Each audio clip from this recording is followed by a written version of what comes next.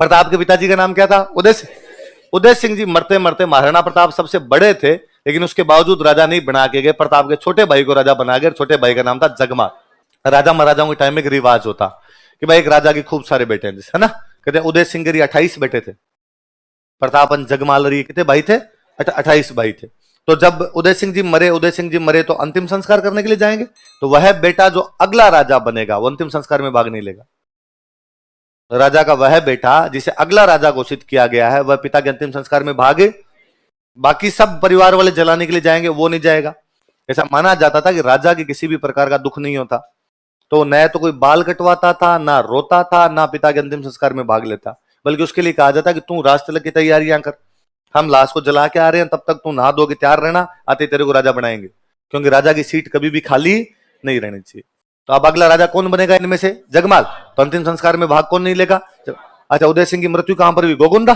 तो गोगुंदा में अंतिम संस्कार हुआ, वहीं छतरी बनी हुई है। गोगुंदा हम जब जलाने के लिए लेके गए, अब उदय सिंह मेवाड़ के राणा जी मरे, सारे सामंत आएंगे, अंतिम संस्कार जनता ही आसपास की खूब सारी, अब जनता इकट्ठी हो रखी, सामंत इकट्ठे हो रखे, और वहां पर सबने देखा कि वहां पर प्रताप खड़े थे। कौन खड़े थे? लोगों को लगता था उदय सिंह के बड़े बेटे कौन है? प्रताप। तो राजा भी कौन बनेंगे? प्रताप।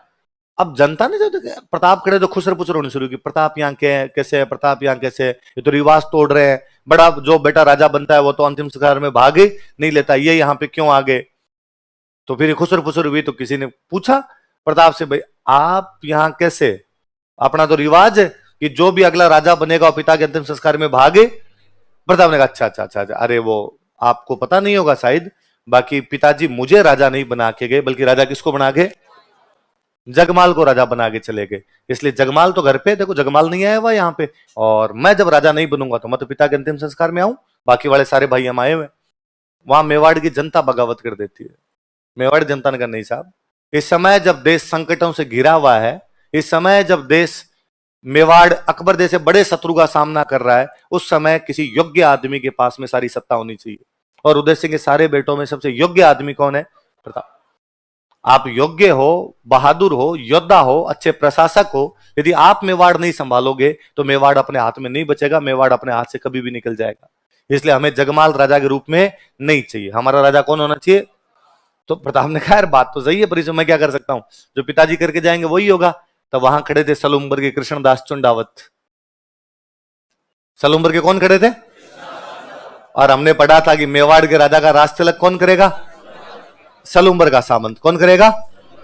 और कृष्णदास जी आगे आए, कृष्णदास जी ने आगे आगे कहा कि ये तय कौन करेगा कि मेवाड़ में राजा बनेगा कि नहीं बनेगा, इसका फैसला महाराणा के पास नहीं है, इसका फैसला सलूम्बर के सामंतों के पास में है। मेरे पूर्वज चुंडा ने उस दिन राज छोड़ा था, तब कहा था कि मोकल राजा बनेगा और मैं सलूम्बर लूंगा। तो उस दिन कहा गया था कि सलूम्बर का सामंत बताएगा कि मेवाड़ में राजा कौन बनेगा और कौन नहीं बनेगा। इसलिए हमारा राजा जगमाल नहीं है, हमारा राजा कौन है? और नारे लगाए गए कि हमारा राजा कैसा हो? महाराणा प्रताप। तो प्रताप का राज तिलक गोगुंदा में कर लिया था। कहां पर कर लिया था? वही राजा घोषित करके लाए, और प्रताप को कंधों पर बिठा के नारे लगाते हुए आए। जगमाल इधर साफा वाफा बांध एकदम तैयार था। जगमाल लगा आएंगे राते, मेरे तो बस क्या निकालना है? तिलक ही निकालना है। जगमाल ने सुना क्या नारे चेंज, जब जगमाल उसने अरे अरे पता ही नहीं है आपको, नारा चेंज करो, हमारा राजा कैसा हो? महाराणा जगमाल जैसा हो। कृष्णदास जी ने कहा थप्पड़ मारूंगा तो अरे। प्रताप को बिठाया, और प्रताप को बिठा के उसका क्या कर दिया? तो प्रताप को उसके पिताजी राजा नहीं बना के गए थे, जनता राजा बनाती है। कौन राजा बनाती है? तो कितना जनप्रिय रहा होगा कि मेवाड़ की जनता ने अपने राणा के आदेश को अस्वीकार कर दिया था। उदय सिंह जी क्या कह के गए उसे हमें कोई भी फर्क नहीं पड़ता, हमारा कोई राजा बनेगा तो कौन बनेगा? तो प्रताप का राज तिलक कौन करते हैं? इन्हीं के पास अधिकार था। कहां पे करेंगे? गोगुंदा। उदय सिंह की डेथ गोगुंदा में, तो राज तिलक भी कहां होगा? गोगुंदा। अब राज तिलक तो राजा का उसी दिन हो जाता था जिस दिन पहले वाला राजा मरता।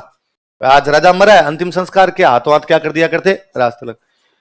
तो अब उसमें तो अब मर तो आदमी कभी भी सकता है, जिस दिन मरेगा उस दिन हो जाएगा, पर राज तिलक समारोह जो करते, राज तिलक का जो फंक्शन करते, वो थोड़े दिन बाद में करते, मुहूर्त देख के करते। अच्छे मुहूर्त में राजा बनना चाहिए, तो कहा भाई राजा तो एक बार बना दो, फिर राज तिलक का फंक्शन दोबारा करेंगे, तब दोबारा अपने इसके राज तिलक वगैरह और कर लेंगे। तो प्रताप को बाद में कहा गया राज तिलक समारोह का टाइम पीरियड देखो, थोड़े दिन बाद में शुभ मुहूर्त देखा गया, तो कहा भाई राज तिलक समारोह अब थोड़े दिन बाद करेंगे, करो काम। तो राजा हमेशा राज तिलक समारोह राजधानी में हुआ करते, राजधानी चित्तौड़, और चित्तौड़ पे तो 1568 में अकबर कब्जा करके बैठ गया, तो अब कहां जाए? तो कहा अपनी संकटकालीन राजधानी कौन सी है? कोंबलगढ़। तो प्रताप ने अपना राष्ट्रतिलक समारोह बाद में कहां पर करवाया था? समारोह का मतलब पूरा फंक्शन, समारोह का मतलब ढंग से पार्टी सेलिब्रेट करेंगे, समारोह का मतलब आसपास के सारे राजा इनवाइट किए जाएंगे कि हमारे फंक्शन है, सारे भाग लेने के लिए आओ। ये वैसा ही है जैसे आप ये मान लो कि आज चुनाव का रिजल्ट आया और आज चुनाव का रिजल्ट आया, पता चला कांग्रेस की सीट इतनी और बीजेपी की सीट इतनी, तो कहा भाई राजस्थान में मुख्यमंत्री किसका बनेगा? कांग्रेस का। और राजस्थान के मुख्यमंत्री अशोक गहलोत होंगे, तो मुख्यमंत्री तय हो गया। फिर का शपथ ग्रहण समारोह 10 दिन बाद होता है। और शपथ ग्रहण समारोह का मतलब है कि फंक्शन होगा बाकायदा, फंक्शन में आसपास के राज्यों के मुख्यमंत्रियों को भी बुलाया जाएगा। तो प्रताप का राष्ट्रतिलक कहां कर दिया गया था? गोगुंदा। पर उनका राष्ट्रतिलक समारोह कहां पर मनाया गया था? कुंभलगढ़। मैं कहता हूं आसपास के राजा इनवाइट किए जाते हैं, तो मारवाड़ के एक राजा यहां पर आए हुए थे, चंद्रसेन। प्रताप की बहन की शादी की हुई थी चंद्रसेन से, तो वैसे भी रिश्तेदार थे, पड़ोस के राजा।